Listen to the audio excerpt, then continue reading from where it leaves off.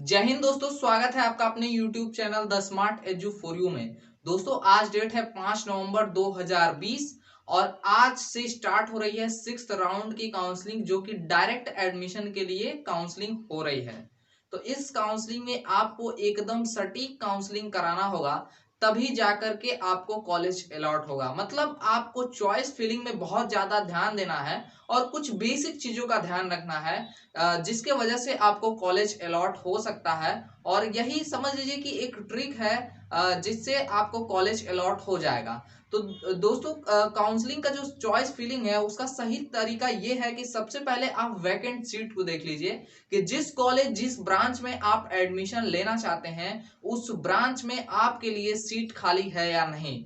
यदि आपके लिए सीट खाली है वहां पर उस कॉलेज उस ब्रांच में, तो आपको 100% अलॉट होगा। यदि वो सीट वहां पर अवेलेबल ही नहीं है जहां पर आप एडमिशन लेना चाहते हैं, तो आपका एडमिशन वहां पर नहीं हो पाएगा। ठीक है, तो आप हमारे बगल में यहाँ पर हमारे मोबाइल स्क्रीन को देख सकते हैं। यहाँ पर आपको वैकेंट सीट की लिस्ट दिखाई दे रही होगी, जो लिस्ट आप जीकप की ऑफिशियल वेबसाइट जो कि है gcup.nic.in वहां से डाउनलोड कर सकते हैं।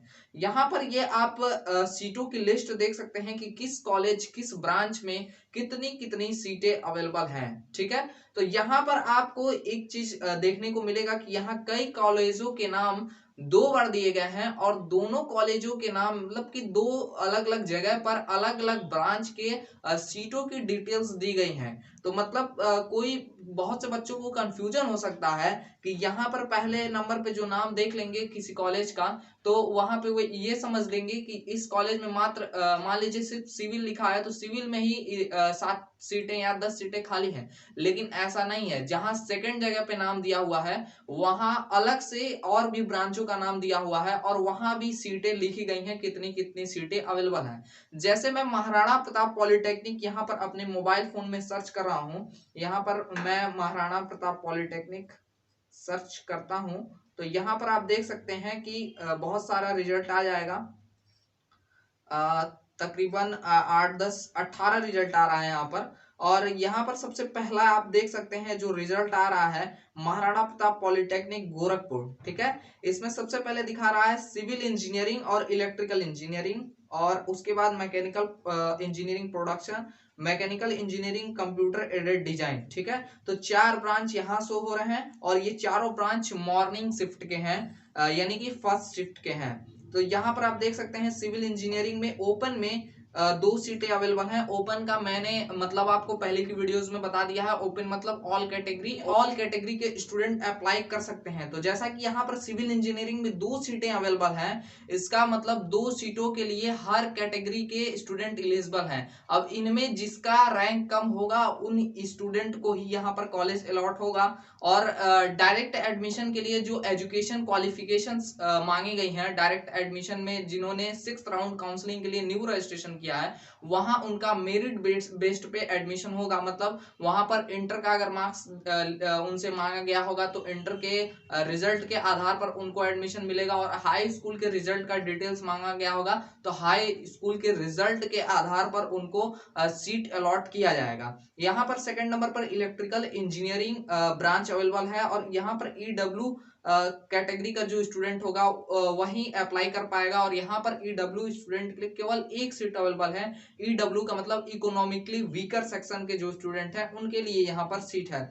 बाकी मैकेनिकल प्रोडक्शन में भी ईडब्ल्यू का ही स्टूडेंट के लिए 4 सीट अवेलेबल है। Mechanical engineering computer aided design में ईडब्ल्यू के लिए 6 सीटें अवेलेबल हैं और ओपन में 5 सीटें अवेलेबल हैं। यहाँ पर आपको पहले नंबर देखिए, यहाँ पर 14 नंबर लिखा हुआ है और महाराणा प्रताप पॉलिटेक्निक गोरखपुर के 4 ब्रांच का नाम यहाँ पर दिया गया है।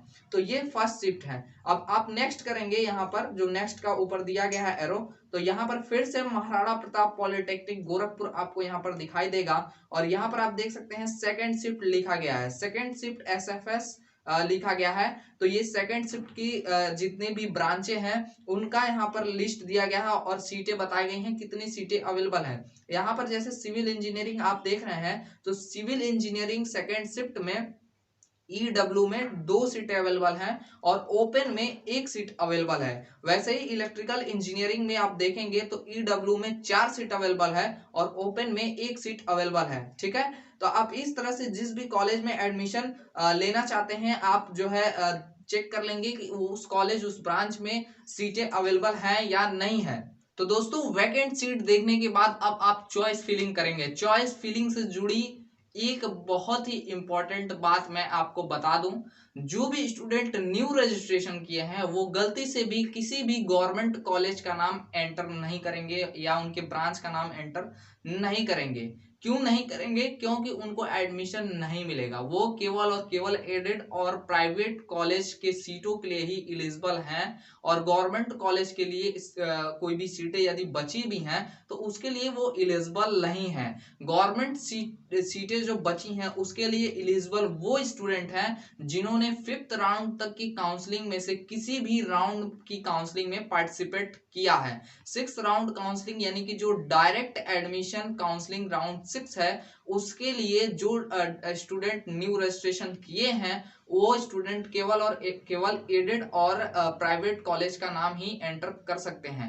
अब चूंकि ये आपको सिर्फ और सिर्फ एक ऑप्शन ही चॉइस करना है, मतलब चॉइस फिलिंग में सिर्फ और सिर्फ एक कॉलेज और उस कॉलेज में से किसी एक ब्रांच का नाम आप फिल कर सकते हैं, इसलिए आपको बहुत ही सावधानी रखनी होगी और आप यदि वैकेंट सीट को देख करके चॉइस फिलिंग करेंगे तो आपको कॉलेज 100% अलॉट होगा। तो आई होप आपको ये पूरी वीडियो समझ में आई होगी और आपको 6th राउंड में कैसे काउंसलिंग कराना चाहिए ताकि आपको कॉलेज अलॉट हो जाए ये समझ में आ गया होगा। तो चलिए मिलते हैं अपने अगले वीडियो में, तब तक के लिए जय हिंद, वंदे मातरम।